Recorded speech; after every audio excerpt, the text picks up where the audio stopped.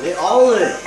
You looking like Drizzy Drake now. And we do tattoos, haircuts, motor swaps, All oil right. change. Oh my God. We got jumper house, Jumper. birthday parties. All right. And then, what Here else? we go, bike riding it out. You know what I'm saying? So the car was blowing cold air, it wasn't heating up, and I thought, I don't know, I didn't know what to think. And then I looked at some problems on YouTube, and they thought it was the handle, something on the inside. Then the brother-in-law told me to look for leaks, and I looked. This was, I drove 20 minutes, and then it started steaming. And then obviously I could smell some coolant. That was empty. Then I filled it up, and then it started leaking right in here. And that's one thing we had already fixed before, so looks like we're gonna fix it again, just taking this all apart. So to get this out, push this clip all the way underneath here, all the way back. Then you just lift. And you just lift that white handle.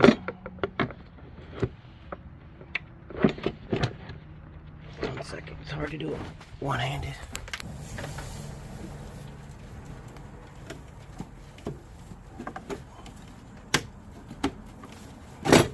Bing bada boom.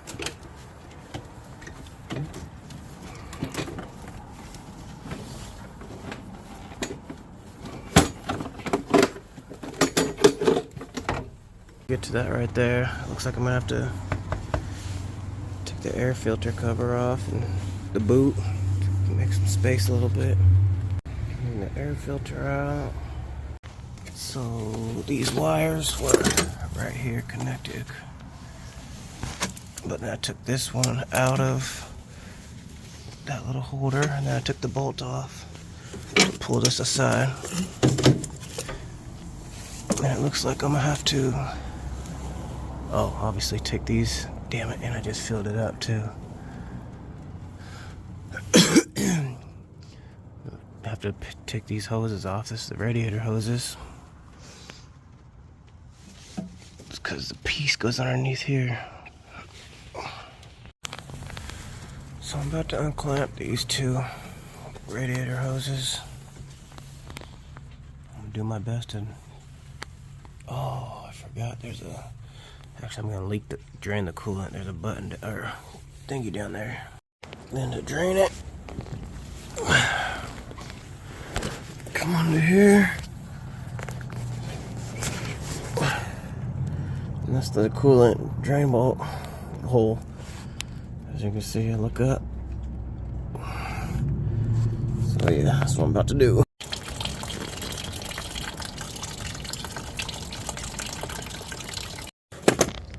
This hose was flimsy, and it was hooked into this little slot right there, and it was underneath the car boot. So I just pulled it up over to give me some more room for those two. Now you're gonna clear.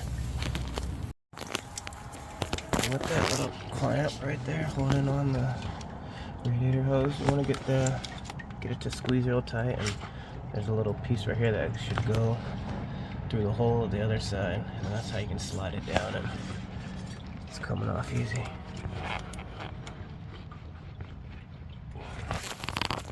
Got all three hoses off, and not one drip of coolant.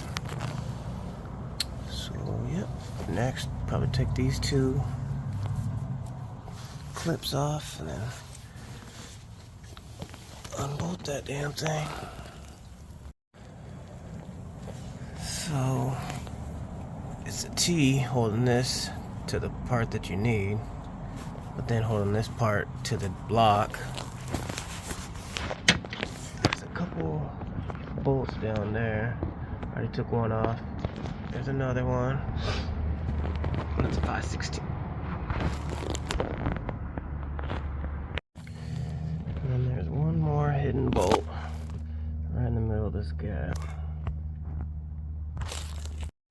Now it's ready to come loose, and now I can get those T's off. Oh yeah. I do have a ratchet T, but it's in the house, and so I'm just gonna use my Allen T that I have. It was a hassle using that for the back side, so I went and got my IT socket.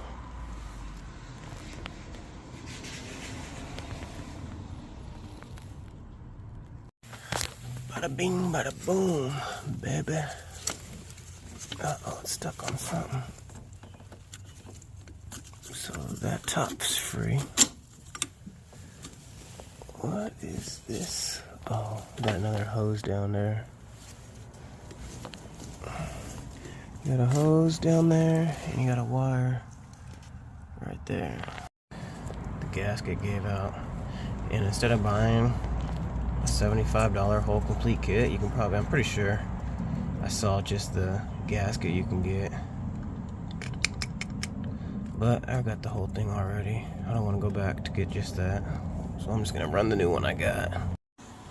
So with this, looks like the frame broke. I'm gonna go check the other one, see. Because now that means I can't get a gasket, because I almost considered going back down there and just getting a gasket. Yep, that top piece broke. So it must just got too hot and finally the plastic gave out. So now I gotta transfer that to this one. And then you just repeat the process, putting it back together. And that's the only spot where coolant came out, because that's probably sitting in the block. Alrighty, righty. Time to reverse engineer this thing, so next time you see me, it shall be back together. Oh yeah. But there you go.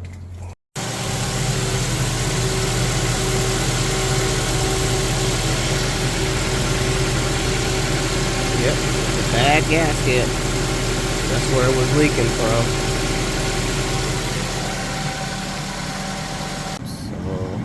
So I've been purging that for about 5 minutes. Letting the air bubbles get through the line, get out of the line, and it kept on overflowing like 3 or 4 times. And then I saw a big old overflow, and then just went down to probably halfway between max and minimum, and then just sat there. And then once it sat there, that's when I felt the cab start warming up. So we got heat. We back, baby. Found out the problem yesterday. Well, found out there was a problem yesterday. Went to O'Reilly's today and got her done.